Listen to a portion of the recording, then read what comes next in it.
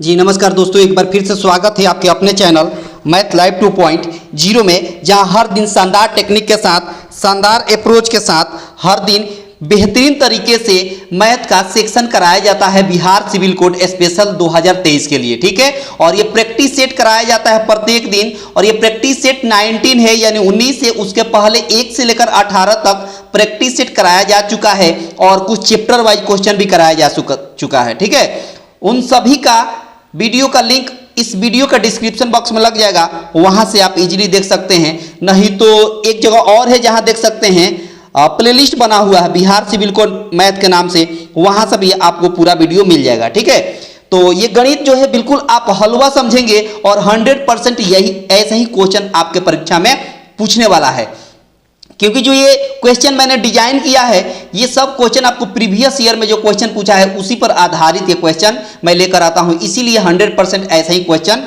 आता है। ठीक है ना, बहुत शानदार। बस अंत तक देखिएगा, हर क्वेश्चन से आपको कुछ ना कुछ सीखने को जरूर मिलेगा। आपसे छोटी सी एक नम्र निवेदन है कि सब लोग लाइक कर देंगे, है ना, सब लोग लाइक कर देंगे, ज्यादा से ज्यादा अपने दोस्तों के पास शेयर कर देंगे, और चैनल पर अगर पहली बार होंगे तो चैनल को सब्सक्राइब करके रखेंगे ताकि आने वाले अपडेट का नोटिफिकेशन आपको सबसे पहले मिलता रहेगा। ठीक है, बहुत शानदार। ये चलते रहिए। ये रहा कल का होमवर्क क्वेश्चन। मैंने आपसे एक अद्भुत क्वेश्चन पूछा था, बहुत ही शानदार क्वेश्चन था, और आपको मैंने होमवर्क में दिया था जो लगभग 90% लोगों ने गलत आंसर दिया। देखिए, बोला है कि 100 बिल्ली 100 दिनों में 100 चूहे मारती है। ठीक है, 100 बिल्ली 100 दिनों में 100 चूहे मारती है, मरती है हो गया है लेकिन वहां मारती है होगा। ठीक है, तो 4 बिल्ली 4 चूहे को कितने दिनों में मारेगी? ठीक है, बहुत शानदार, समझिए बात। इसको ना, ये होमवर्क वाला क्वेश्चन है, ये होमवर्क में मैंने दिया था। ठीक है, इसका आंसर क्या होगा समझिएगा बात। ट्रिक देखिए, ट्रिक क्या है। ये वही ट्रिक है जो टाइम एंड वर्क पे लगता है, टाइम एंड वर्क। जैसे 100 व्यक्ति 100 दिनों में 100 अलमारी बनाता है, तो 4 व्यक्ति 4 अलमारी को कितने दिन में बनाएगा? तो इसका ट्रिक क्या होता है, बेसिकली ये होता है M1 इंटू D1 और बाई W1, कितना वर्क किया। ठीक है, बराबर होता है M2 into D2 by W2, कितना वर्क किया। M1 हो गया व्यक्ति जगह पर बिल्ली दिया है तो 100 बिल्ली आप लिख दीजिए। ठीक है, अच्छा, D1 मतलब कितना दिन लगा, तो कहेगा 100 दिन लगा, तो 100 हो गया, बहुत बढ़िया। आ नीचे W1 मतलब कितना चूहे मारती है, तो 100 चूहे मारती है, नीचे 100 हो गया। ठीक है जी, बराबर। M2 का मतलब फिर से बिल्ली की बात हो रही है, कितना बिल्ली है, तो 4 बिल्ली है। ठीक है जी। अच्छा, D2 का मतलब ये D2 निकालना है, कितना दिन लगेगा। ठीक है, और W1 मतलब कितना चूहे मारती है, तो 4 चूहे मारती है, तो नीचे 4 हो गया। अब देखिए ना, ये 4 से 4 कट गया और 100 से 100 कट गया, तो यहाँ D2 मतलब दिन कितना लगेगा, तो कहेगा 100 दिन लगेगा। D2 कितना आ गया, 100 लगेगा, यानी 4 बिल्ली 4 चूहे को 100 दिन में मारेगी। और सबने मार दिया था 4 दिन, क्योंकि यहाँ देखा था कि 100 बिल्ली 100 दिन में 100 चूहे मारती है, तो 4 बिल्ली 4 चूहे 4 दिन में मारेगी। सबने ये दिया था आंसर, जो बिल्कुल गलत है। ये आंसर हो गया आपका ऑप्शन बी। ऑप्शन बी कैसा लगा? ये होमवर्क क्वेश्चन था जो मैंने आपको दिया था। ठीक है, बहुत शानदार। आगे देखिए, आगे देखिए, अगला सवाल देखिए। सवाल में बोला है कि एक धनात्मक संख्या से 4 कम कर दें पर वह उसके व्युत्क्रम की, है ना, 21 गुना के बराबर हो जाती है, तो संख्या बताना है। देखिए, बोला है कि एक धनात्मक संख्या, उसको हम x मान लेते हैं। बोला है उस संख्या से 4 कम कर दीजिए, तो हमने 4 कर दिया। ठीक है, तो वो उसके व्युत्क्रम का 21 गुना हो जाता है। व्युत्क्रम का मतलब होता है 1/x, 21 गुना का मतलब ये 21 हो गया। ठीक है जी, बहुत शानदार। यहाँ हो गया x, ये 21/x हो जाएगा ना, ये प्लस में इधर आ जाएगा तो माइनस में 21/x हो गया। ठीक है, ये माइनस में 4 इधर गया तो प्लस में 4 हो गया। अब यहाँ से x हटाना है, यहाँ का x नीचे वाला, यहाँ का x हटाने का क्या ट्रिक है कि जिसके नीचे x नहीं है उसमें x से गुणा कर दीजिए। तो ये इसके नीचे x नहीं है तो इसमें x से गुणा करेंगे तो x² माइनस 21 है तो 21 होगा। और 4 के नीचे भी x नहीं है, इसमें भी x से गुणा कर देंगे तो 4x हो गया। इसको इधर ला देंगे तो x² माइनस 4x माइनस 21 बराबर 0 हो गया। अब इसका ट्रिक क्या है, x का वैल्यू निकालने का? x का वैल्यू निकालने का ट्रिक क्या है? ट्रिक है कि देखिए, इसको 21 को फैक्टर करना है, जो घटाने पर, एक दूसरे को घटाने पर 4 आ जाए, तो 7 और 3, 7 में से 3 घटाएंगे तो क्या हो जाएगा, 4 आ जाएगा ना, और 7 और 3 में गुणा करेंगे तो 21 भी हो जाएगा। बहुत शानदार। अब क्या करते हैं कि ये पहला वाला साइन बदलेगा, माइनस है तो क्या लिखेंगे, प्लस लिखेंगे, अगर प्लस रहता तो माइनस लिखते। ठीक है जी। अच्छा, यहाँ माइनस वाला जो साइन है ना, ये पहले वाला पर डिपेंड रहेगा, फर्स्ट साइन पर। अगर फर्स्ट वाला साइन माइनस है तो सेकेंड वाला अपना साइन नहीं बदलेगा, माइनस की जगह पर माइनस से रहेगा, ये हो जाता है।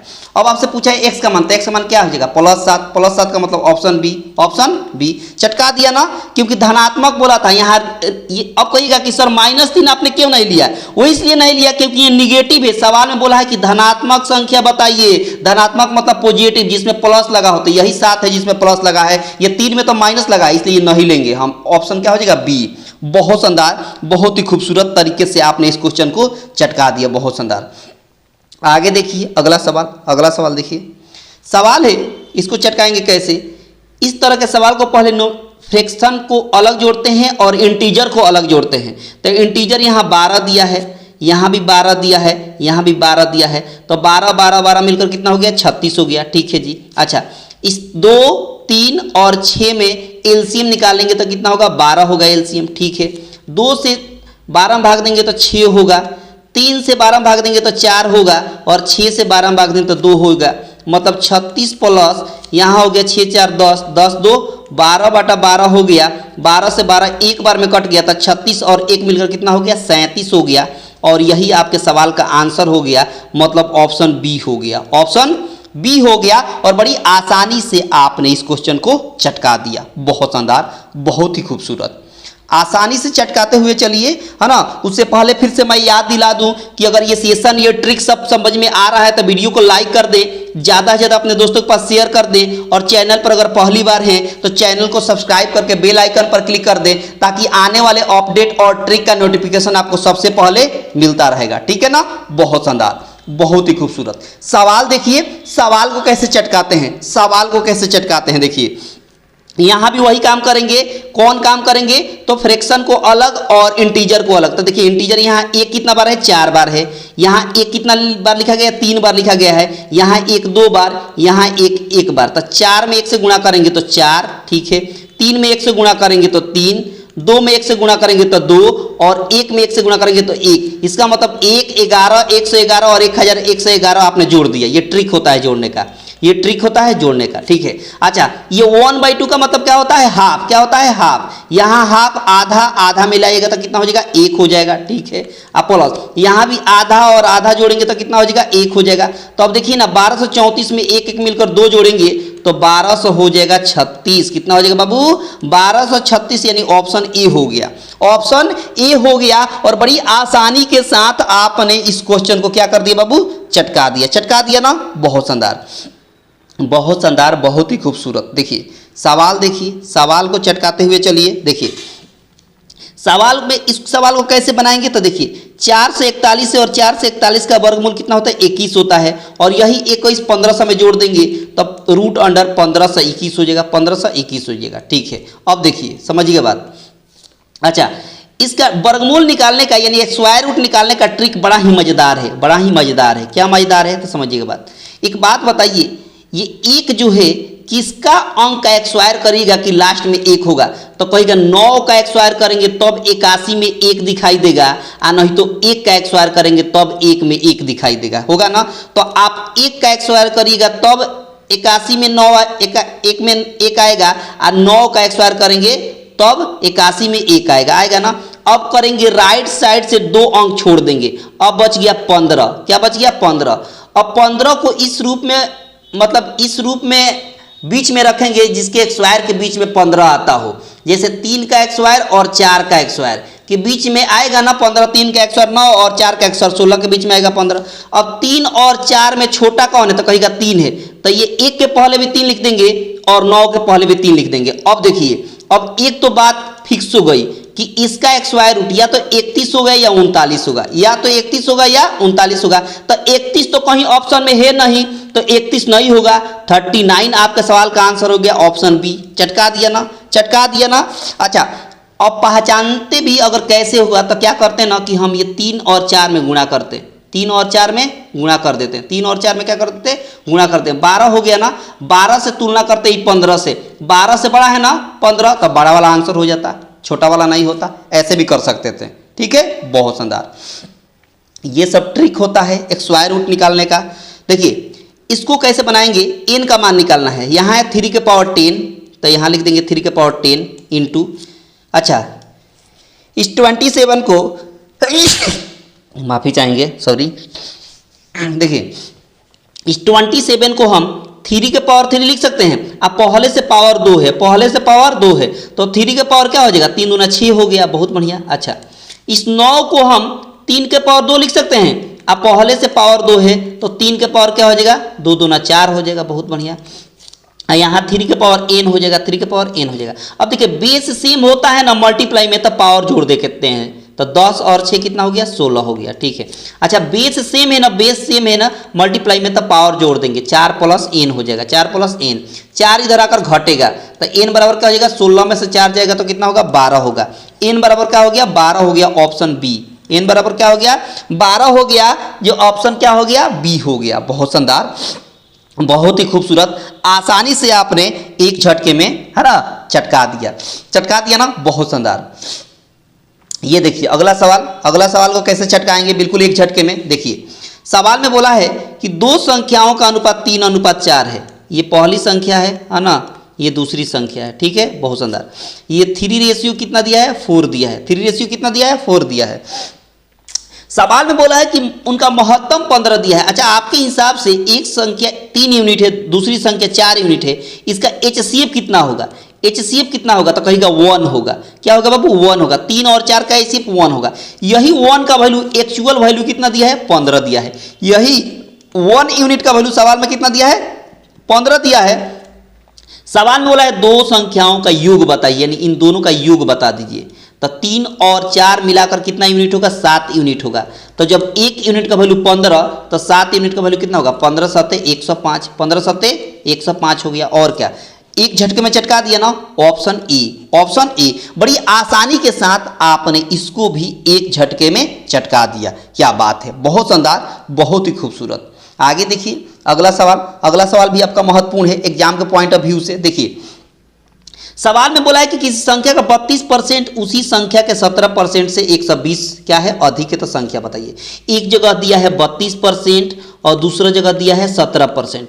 अच्छा ये जो 32 है ना, ये 17 से 120 अधिक बताया जा रहा है। तो याद रखिएगा जब भी कोई संख्या दूसरी संख्या से अधिक कहे चाहे कम कहे, मैंने कई बार बताया है ये ट्रिक, बड़ा ही शानदार ट्रिक है। जब भी कोई संख्या दूसरी संख्या से कुछ अधिक कहे चाहे कम कहे, हमेशा अंतर की बात होगी, हमेशा अंतर की बात होगी। इन्हीं दोनों का अंतर सवाल में दिया है 120, बहुत शानदार। अच्छा अंतर का मतलब घटाएंगे, 32 में से 17 को घटाएंगे तो 12 में से 7 गया, 5 हो गया, 2 में से 1 जगह तो 1, 15% हो जाएगा। और यही 15% का वैल्यू सवाल में यहाँ हो गया 120।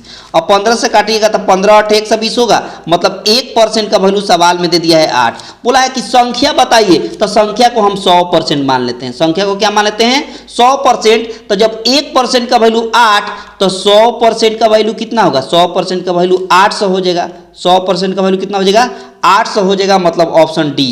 क्या हो गया बाबू, ऑप्शन डी हो गया। और बड़ी आसानी के साथ आपने इस क्वेश्चन को भी चटका दिया, क्या बात है, बहुत शानदार, बहुत ही खूबसूरत, बहुत ही शानदार, बहुत ही खूबसूरत। देखो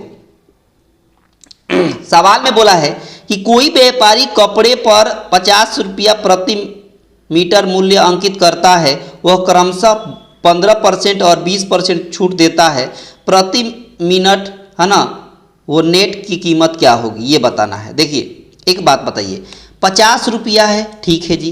अच्छा पहले वो 15% छूट देता है तो कितना में बेचेगा, तो कहेगा कि 85% होगा। 85% का मतलब 85/100। अच्छा दूसरी बार 20% छूट देता है तो कितना हो जाएगा, 80% बढ़ जाएगा। तो 80% को हम 80/100 लिख सकते हैं, ठीक है।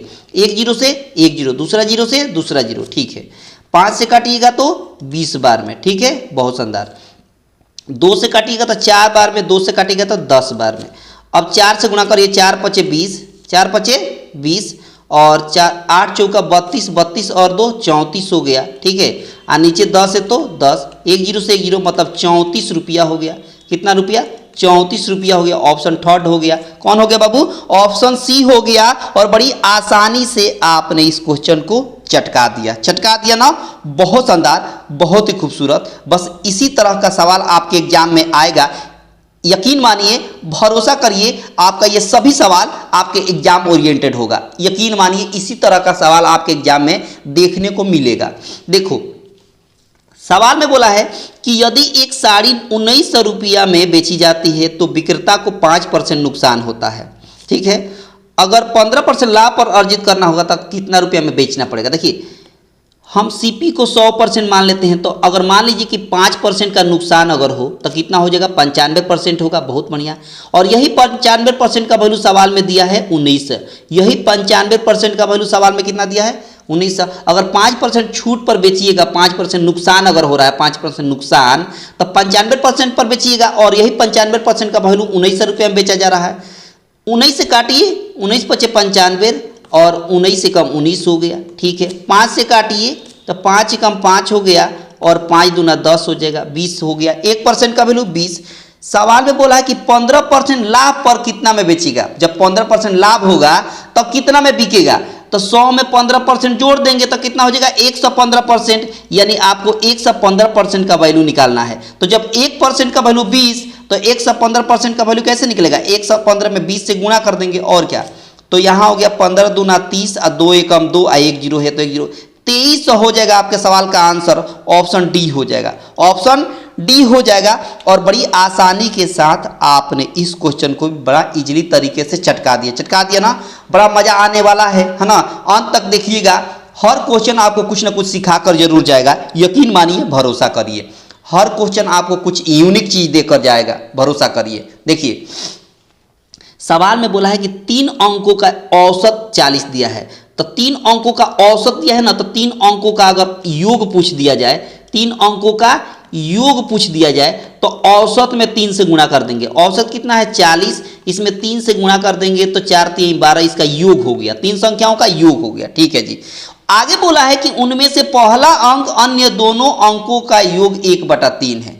उनका पहला अंक देखिए, अब देखिए एक बात बताइए, दो संख्याओं का योग अगर पूछे, दो संख्या का योग, दो संख्या का योग अगर कह दे, दो संख्या का योग कितना होगा तो कहेगा x मान लेते हैं। दो संख्या का योग क्या मान लिए x, तो पहली संख्या क्या हो जाएगी, पहली संख्या बोला है, पहली संख्या इसका 1/3 हो जाएगा, मतलब x/3 हो जाएगा। पहली संख्या क्या हो जाएगा, 1/3 हो जाएगा, मतलब x/3 हो जाएगा। तो बोला कि पहला अंक क्या होगा, तो अब देखिए पहला अंक, पहली संख्या यहाँ है और दो संख्याओं का योग यहाँ है, तीनों दोनों को जोड़ेंगे तो 3 संख्या का योग नहीं हो जाएगा। अरे दो संख्या का योग x है और एक संख्या x/2 है, तो दोनों को जोड़ेंगे तो 3 संख्या हो जाएगा, मतलब x + x/3 बराबर कितना योग दिया है, तो कहेगा 120 आया है योग।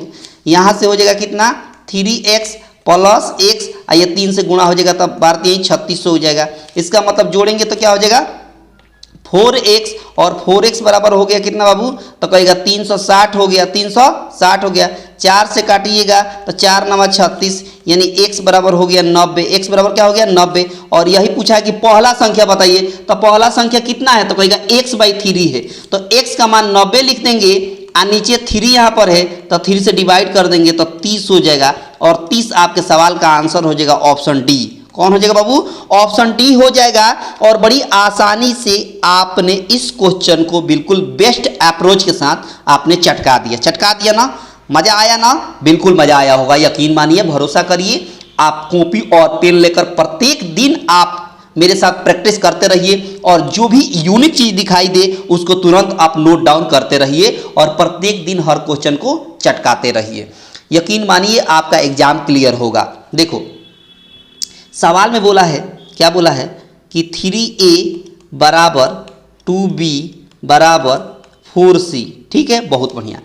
अब क्या है, बोला है सवाल में कि a/b/c बताइए, a/b/c बताइए, ये पूछ दिया है। समझिएगा, क्या करिए कि 3 2 4 का एलसीएम निकालिए। 3 2 4 का एलसीएम कितना होगा, 12 होगा। 12 से सबके नीचे भाग दीजिए, 12 से सबके नीचे भाग दे दीजिए, सबके नीचे। ठीक है, 3 से 12 में भाग दीजिएगा तो 4 होगा, यानी a/4 हो गया। बहुत बढ़िया। अच्छा, 2 से 12 में भाग दिए तो 6 होगा, मतलब b/6 हो गया। अच्छा, 4 से 12 में 3 भाग दीजिए तो c/ क्या हो गया 3 हो गया। अब आप निकालिएगा a/b/c कैसे निकलेगा, तो कहेगा 4/6/3, 4:6:3 होगा। ये हो गया आपके सवाल का सही आंसर। ये हो गया 4:6:3 आपके सवाल का सही आंसर हो गया ऑप्शन सी। ऑप्शन सी बड़ी आसानी के साथ आपने इस क्वेश्चन को क्या कर दिया बाबू, चटका दिया। चटका दिया ना, बहुत शानदार, बहुत ही खूबसूरत। बस देखते रहिए और सीखते रहिए, है ना।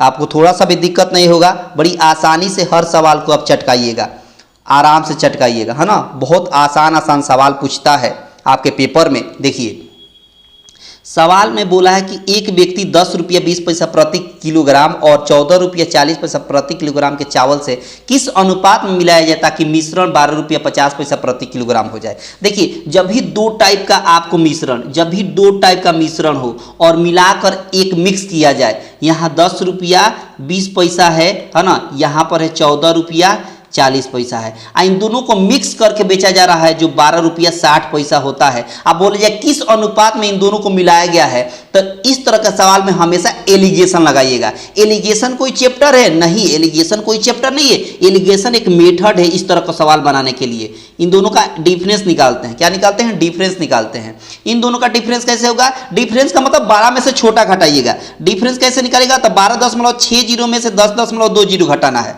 तो कैसे होगा? तो कहेगा 12 में से 10 जाएगा तो 2 और मतलब 0.06 में से घटाएगा 0.20, 0.60 में से घटाएगा 0.20 तो आएगा 0.40 आएगा ना। बहुत शानदार। अब ऐसे माइनस करिए, ऐसे तो ऐसे घटाएगा तो 0 में से 0 जाएगा तो 0, यहाँ 14 में से 6 जाएगा 8 हो जाएगा, यहाँ 13 में से 12 जाएगा 1 हो गया, यानी 1.80 हो गया। दशमलव के बाद 0 का काम खत्म, दशमलव के बाद 0 का काम खत्म, दशमलव से दशमलव भी खत्म। तो यहाँ पर किस रेशियो में बढ़ गया? तो 6×3 18 और 6×4 24 हो गया, यानी 3:4 आपके सवाल का आंसर हो गया। ऑप्शन डी हो गया, ऑप्शन डी हो गया। और बड़ी आसानी के साथ आपने, है ना, बड़ी आसानी के साथ आपने इस क्वेश्चन को क्या कर दिया बाबू, चटका दिया। आपको थोड़ा सा भी दिक्कत नहीं हुआ होगा। यकीन मानिए आप इस तरह के सवाल को, यही तरीका है बेहतर, है ना। कॉपी पेन लेकर बैठे रहिएगा और हर क्वेश्चन से कुछ न कुछ सीख कर नोट डाउन जरूर करते रहिएगा। वो इसलिए कि जब भी आप नोट डाउन किए रहिएगा तो इस तरह का सवाल जब भी आपके सामने कभी किसी भी पब्लिकेशन का किताब आपके पास हो, चाहे किसी भी पब्लिकेशन का किताब आपके पास हो, आप क्वेश्चन जब लगा रहे हैं, जब इस तरह का सवाल आपको दिखेगा तो बिल्कुल एक झटके में चटकाइएगा। देखिए सीखिए बड़े आराम से, लेकिन चटकाइएगा बिल्कुल एक झटके में, ये होना चाहिए। ठीक है ना, बहुत शानदार।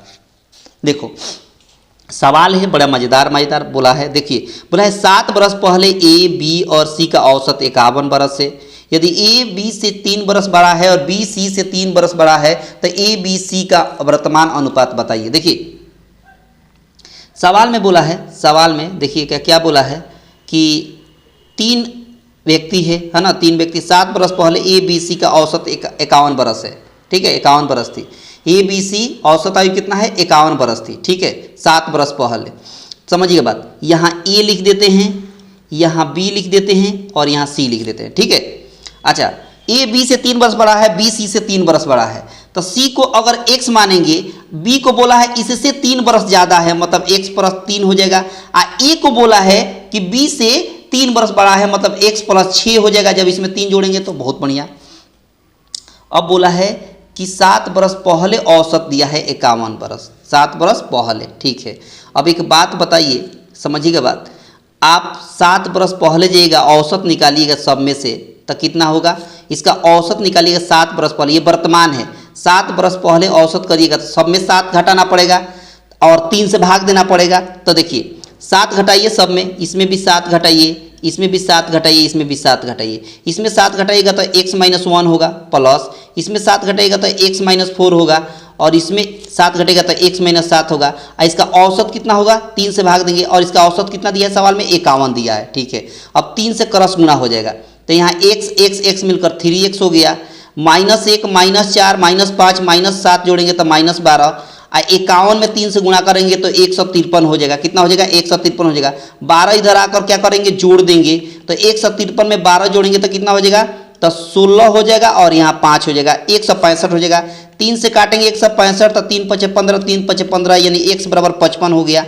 x बराबर क्या हो गया बाबू 55 हो गया, तो x का मान आपको आ गया 55। ठीक है, बोला है कि तीनों का वर्तमान आयु बता दीजिए, तो यही तो ऊपर वाला है वर्तमान आयु तीनों का, इसी में x का वैल्यू रख दीजिए। तो 55 रखेंगे तो 55 6 कितना हो गया 61 हो गया, बहुत बढ़िया। फिर 55 यहाँ रखेंगे तो 55 3 58 हो गया, फिर 55 यहाँ रखेंगे तो 55 हो जाएगा। मतलब ये कि 61 58 55 कहाँ है, तो कहेगा ऑप्शन ए है। कहाँ है बाबू, ऑप्शन ए है। और बड़ी आसानी के साथ आपने इस क्वेश्चन को भी बिल्कुल एक बेसिक वे में, बेसिक देसी भाषा में आपने इसको क्या कर दिया बाबू, चटका दिया। चटका दिया ना, आपको बिल्कुल दिक्कत नहीं हुई होगी। आई होप कि आपको बहुत अच्छे से समझ में आया होगा, बहुत शानदार, बिल्कुल आपको प्रॉब्लम नहीं होगा, बिल्कुल आप एक झटके में चटकाइएगा, है ना। इजीली आप क्या कर सकते हैं, you can solve easily all the questions. ठीक है, देखो सवाल में बोला है कि ए एक काम को 18 दिनों में और बी 36 दिनों में पूरा कर सकता है, तो 9 दिनों के लिए एक साथ काम करते हैं तो कितना प्रतिशत काम शेष बचेगा। देखिए ए जो है वो 18 दिन में काम करता है और बी जो है 36 दिन में काम करता है। ठीक है, टोटल वर्क निकालिए। कैसे टोटल वर्क निकलता है, तो कहेगा एलसीएम निकालिएगा, तो एलसीएम कितना हो गया 36 हो गया। ठीक है, एक दिन का काम कितना यूनिट होगा, 18 से 36 भागेंगे तो 2 यूनिट होगा, 36 से 36 भागेंगे तो 1 यूनिट होगा। यानी ए जो है एक दिन में 2 यूनिट काम करता है और बी जो है एक दिन में 1 यूनिट काम करता है। वे दोनों 9 दिन तक काम करते हैं। तो एक बात बताइए, 9 दिन का पहले काम निकाल दीजिए, तो 2 1 मिलकर कितना होगा 3, और 3 में 9 से गुणा कर लेंगे तो 27 काम हो गया। 27 काम हो गया, काम है टोटल 36, और 36 में से 27 काम हो चुका है, तो कितना काम बचेगा, तो कहेगा 9 काम बचेगा। ठीक है जी, तो बोला है कि कितना प्रतिशत काम शेष बचेगा, तो 9 बचेगा, कितना में, तो कहेगा 36 में। 36 टोटल है ना, तो नीचे टोटल हो जाएगा इंटू 100 से मल्टीप्लाई कर देंगे, और क्या 9 से 9 चौका 36, 4 से 100 में भाग देंगे तो कितना होगा 25 होगा। यानी 25% शेष काम आपका रह जाएगा, 25% शेष काम आपका रह जाएगा, मतलब ऑप्शन डी। ऑप्शन डी, बड़ी आसानी के साथ आपने इस क्वेश्चन को एक झटके में चटका दिया ना। शानदार अप्रोच है, यही बेस्ट वे है इस क्वेश्चन को सॉल्व करने के लिए। बहुत शानदार, बहुत ही खूबसूरत। देखो अगला सवाल, देखो अगला सवाल कैसे चटकाएंगे। बोला है कि एक राशि को 16% की दर से 2 वर्ष के लिए साधारण ब्याज पर निवेश करने से 800 रुपया ब्याज होता है, तो मूलधन बताइए। तो मूलधन को हम मान लेते हैं प्रिंसिपल को 800 रुपया। प्रिंसिपल को हमने क्या मान लिया, 800 रुपया मान लिया। अब समझिए, अच्छा एक बात बताइए, 16% का ब्याज लग रहा है, तो 2 वर्षों का ब्याज कितना होगा, तो कहेगा 32% होगा। 16 दूना 32%, 16 दूना क्या हो गया 32%। आपके हिसाब से 32% ब्याज लग रहा है, और सवाल में बोला है कि 800 रुपया लग रहा है। सवाल में बोला है कि कितना ब्याज लग रहा है, 800 रुपया ब्याज प्राप्त हो रहा है, तब 32% का वैल्यू 800 हो गया। अब काटिए 8 से, 8 चौका 32 हो गया। 8 से काटिएगा तो 100 बार में कटेगा, 4 से काटिए 1 बार में, और 4 से काटिएगा तो 25 बार में। यानी 1% का वैल्यू क्या आ गया बाबू सवाल में, तो कहेगा 25 आ गया। आपसे पूछा है कि मूलधन बताइए, तो मूलधन को हम क्या माने हैं, सॉरी यहाँ माफी चाहेंगे, मूलधन को हम 100 मानेंगे। मूलधन को क्या मानेंगे 100 मानेंगे, हम माफी चाहेंगे 100 मानेंगे। मूलधन को क्या मानेंगे 100 रुपया मानेंगे या 100% मानेंगे, बात एक ही है। तो 1% का वैल्यू 25, तो 100% का वैल्यू निकालिएगा ना, क्यों, क्योंकि मूलधन को आप 100 माने हैं, तो 100% का वैल्यू कितना हो जाएगा, तो कहेगा 2500 हो जाएगा। कितना हो जाएगा 2500 हो जाएगा।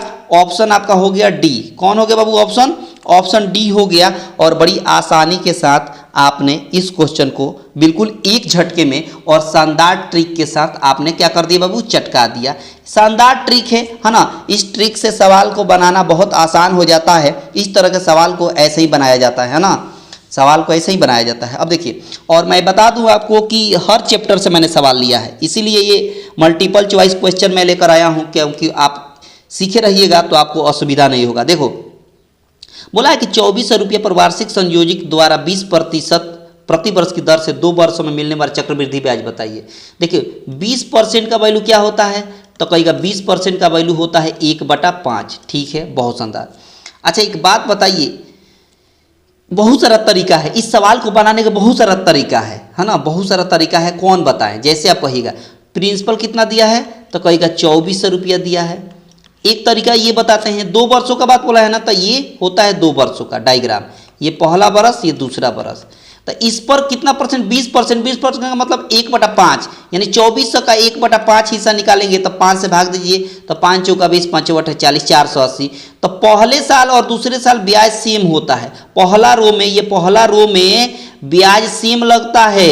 जब दूसरे रो में जाते हैं तो ब्याज पर भी ब्याज लगता है, मतलब इस पर भी 20% अब देना पड़ेगा अगले साल जाने के लिए। अब 20% का मतलब क्या लिखे हैं, 1/5, यानी 480 का 1/5 निकालेंगे।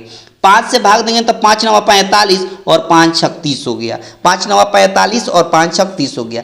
अब देखिए, अब पहला रो और दूसरा रो मिलाकर सीआई होता है चक्रवृद्धि ब्याज। यही आपसे पूछा है कि कंपाउंड इंटरेस्ट कितना होगा। तो 480, 480 और 96 तीनों को जोड़ दीजिए। तो 480, 480 जोड़िएगा तो 48, 48 मिलकर 96 हो गया, और इसमें फिर 96 आपको जोड़ना पड़ेगा। 960 में 96 जोड़िएगा तो 6 हो गया, 9 6 15, 9 1 10, 1056 आपके सवाल का आंसर हो गया। ऑप्शन कौन हो गया, तो कहेगा ऑप्शन सी हो गया, जो आसानी से आपने क्या कर दिया बाबू, चटका दिया। चटका दिया ना, बहुत शानदार, बहुत ही खूबसूरत। आगे देखिए अगला सवाल। अगला सवाल भी बहुत महत्वपूर्ण है। देखो, बोला है कि एक समबाहु त्रिभुज की भुजा वर्ग के विकर्ण के बराबर है। अच्छा, वर्ग की भुजा कितना दिया है, 12 सेंटीमीटर समबाहु त्रिभुज। देखिए, समबाहु त्रिभुज की भुजा को हम ए मान लेते हैं, तो भुजा जो है वर्ग के विकर्ण के बराबर है। अब वर्ग का विकर्ण क्या होता है, तो √2a, एक जगह पर 12 दिया है, 12 दिया है ना, एक जगह पर क्या दिया है, भुजा 12 दिया है। तो समबाहु त्रिभुज की भुजा कितना हो गई, तो कहेगा 12√2 हो गया। अब सवाल में बोला है कि समबाहु त्रिभुज का क्षेत्रफल कितना होगा, तो क्षेत्रफल होता है, समबाहु त्रिभुज का क्षेत्रफल होता है √3/4 इंटू a(x²), मतलब भुजा x²। तो यहाँ हो जाएगा √3/4 और भुजा मतलब ए का मतलब कितना दिया है, 12√2, x² है तो 12√2 को 2 बार लिख देंगे, 12√2 को 2 बार लिख देंगे। तो यहाँ से 4 तिहाई कितना हो गया, 12, 12 तिहाई कितना हो जाएगा, 36 हो गया। ठीक है, और √2 में गुणा करेंगे तो क्या होगा, 2 होगा, और √3 इसमें चिपका देंगे, √3 इसमें चिपका देंगे। ठीक है, तो 36 दूना हो गया 72, और √3 इसमें है तो √3 चिपका दीजिए, यानी 72√3 आपके सवाल का सही आंसर हो गया। कहाँ है, तो कहेगा ऑप्शन सी है, और बड़ी आसानी के साथ आपने इस क्वेश्चन को क्या कर दिया बाबू, चटका दिया। थोड़ा सा दिक्कत हुआ, बिल्कुल नहीं हुआ। यकीन मानिए आपको थोड़ा सा भी समस्या नहीं होगा, और हर सवाल को एक झटके में चटकाते हुए आप चलिएगा, हर सवाल को भरोसा रखिए। देखिए सवाल, देखिए सवाल में बोला है कि देखिए x² + 1/x² का वैल्यू दिया है। तो देखिए, जब भी आपको x + 1/x का वैल्यू अगर a दिया हो और आपसे कह दे कि x² + 1/x² का वैल्यू निकालिए, तो क्या करिए कि a का x² करके 2 घटा दीजिए, a का x² करके क्या घटा दीजिए, 2 घटा दीजिए, a का x² करके क्या घटा दीजिए, 2 घटा दीजिए। ठीक है, अब देखिए, तो यहाँ पर इसका x² यहाँ है ना, तो यहाँ पर x² दिया है, आपको इसका भी x² निकालना है, क्योंकि पावर 4 है, तो आप इसका x² निकालिएगा तो यही फार्मूला लगेगा, मतलब 7/4 का x² कर देंगे, 7/4 का x² कर देंगे, और उसमें से क्या घटा देंगे, 2 घटा देंगे। ठीक है, अब देखिए 7 का x² 49 और 4 का x² 16 माइनस 2। ठीक है, 49 माइनस 16 दूना 32, नीचे 16 है तो 16। ठीक है, अच्छा 49 में से 32 घटाइएगा तो 1 7 17/16 हो गया। यही आपके सवाल का सही क्या हो गया बाबू, आंसर हो गया ऑप्शन बी, ऑप्शन बी हो गया। और बड़ी आसानी के साथ आपने क्या कर दिया बाबू, चटका दिया। आपको थोड़ा सा भी दिक्कत होने वाली नहीं है ना, इस सवाल को चटकाने का यही बेस्ट वे है ना, बेस्ट तरीका है।